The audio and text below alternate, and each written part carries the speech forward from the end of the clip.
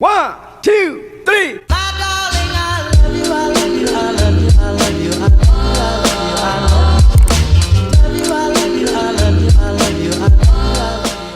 Hello my Hive Tribe, it's Queen Urbane and welcome back to my channel. If you're new here, thank you for tuning in. Today's video topic is about the top 5 things that every paralegal should know. Why does this matter? Billing is the most important aspect of the legal field because it's how law firms and law offices get compensated for their work. Traditionally, lawyers and paralegals record their time, then they prepare invoices by listing all the billing entries multiplied by the lawyer's or paralegal's hourly billing rate. And usually invoices include expenses that the client should pay. Preceding this, the lawyer or paralegal sends the invoice out or the bill out in an ideal world the same day every month. Lastly, the firms are then paid for their work. Either that or the client or hiree is going straight to collection. That's what they do in the legal field when you don't pay your legal bill. Regardless, it takes a lot of tracking, organization,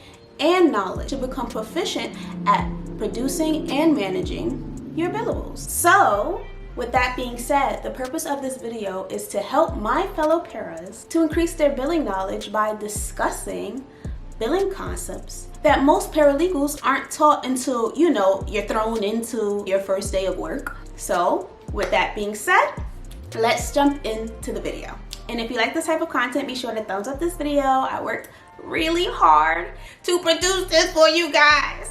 So, give me a thumbs up and help your girl circulate within the YouTube algorithm. Okay, so the first thing you want to know definitely is what a time entry is. So if you don't know what a time entry is, time entries are simply records that describe an activity you were doing for a specific time period. Within the legal field, an example of that would be if a paralegal has a 30-minute conversation or phone call with a client, then that paralegal would, after the phone call, record the fact that she had a 30-minute phone call with the client on a spreadsheet or on some type of billing system, which most firms or law offices have. Second, all paralegals should know what temp time conversion is. What is that, you might say? In case you're not a paralegal, you're not in the field, you're just interested in learning and seeing if this is something you want to know about, boom girl, I got you, or boy. A temp time conversion is a time measurement used to convert an hour or 60 minutes into 1/10 intervals. How is that done mathematically? I don't got the knowledge for that, so you're gonna have to Google it. But this is the most common practice used for documenting your time within the legal field. And if you are interested in getting yourself familiar with what temp time conversions are, I will display a chart for you guys to show you what a temp time conversion is, because when I first joined the legal field, I was like, what was that? What is this? Yeah, I'm still a little confused, but that's what you gotta do as a parent. So the third thing you definitely want to know within the legal field is the ABA Uniform Task Management System. What is that? Well, the ABA is the American Bar Association, so that is literally the association that I think created the test. I'm pretty sure created the test that is the bar that you need to pass if you ever want to become a lawyer. And with that being said, they created a uniform system that's pretty universal within the United States.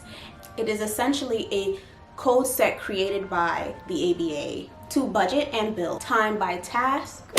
It's supposed to facilitate legal analysis. So if a lawyer from Albuquerque read the time entries of a lawyer from New York, because there's a uniform code system, they'll be able to understand the activities that was done, even if they had no clues or no familiarization with the case specifically. And lastly, it's supposed to categorize expenses. Make sure you know that. It is just such a plus to be aware of that. It's such a plus to add that to your resume, and it's such a plus to just be knowledgeable of the codes that's, if you're in the legal field, you're going to see all the time. following that, the fourth thing you want to make sure you know as a paralegal is, of course, block versus task-based billing. So the reason why you want to know that is because if you deal with a lot of insurance companies or companies that require certain guidelines, many of them do not like block-based billing. But if you're dealing with more private clients or someone who's just not as strict in terms of the itemized deduction of the activities you are doing essentially while handling their case, then you can do block billing. So what is block versus task billing? Task billing is simply allocating one activity to one time entry. So an example of this is an emailed correspondence to a vendor. That's one task and it's in one time entry. And it probably took, let's say, 20 minutes or so. That's task-based billing. That's an example of a task-based time entry. And then there's block-based billing. Block billing is allocating multiple activities to one-time entry, which is not always accepted. So an example of that is if you did an email correspondence with the vendor for 20 minutes, within that same entry, you also wrote that you filed some paperwork and maybe drafted some documents, and those things took different amount of times, and you put it all in one time entry. And that's what task and block billing is. Lastly, every paralegal should know what a billable hour is. This is how the company makes money. I made a bet that this company would grow and my billables would grow with it. Okay, and if you don't, I'm here to tell you, because you're probably not even in the legal field.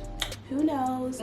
Billable hours is the amount of time spent working on a business project that can be charged to a client. Usually based on an agreed hourly rate or an agreed rate. Paralegals bill at a much, of course, lower rate than an attorney.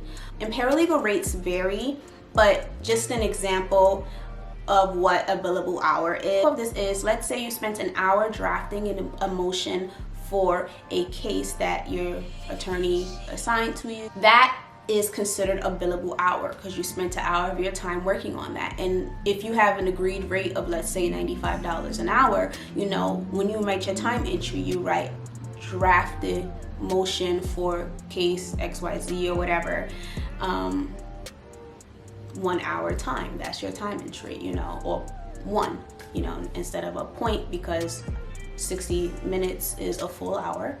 So instead of doing it in 1/10 intervals, it's just a 1 now because you worked on a project for 1 whole hour versus you spent, you know, if there's 8 hours in a work day, you know, you clearly aren't going to be at your desk working or working on projects all 8 hours. Like, people go to the bathroom, people do things, and you know, the more expensive the firm, the more expensive the agreements, you know, the more expensive the case, the more like nitpicky, of course, people are going to be about like try to bring down the costs.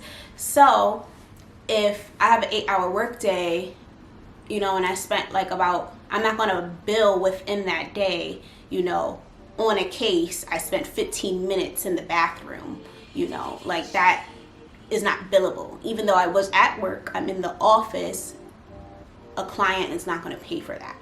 So that's how billable hours work. And in total, knowing these concepts and these terms will just put you one step forward in being the most proficient, efficient, and amazing paralegal that you can be. So make sure you guys are on top of your billables and are doing your time entries correctly and are aware of how to leverage increasing your billables so that you can be an asset to whatever firm or office you are in. Thank you all so much for watching. I hope to see you in the next video. Bye. 1, 2, 3.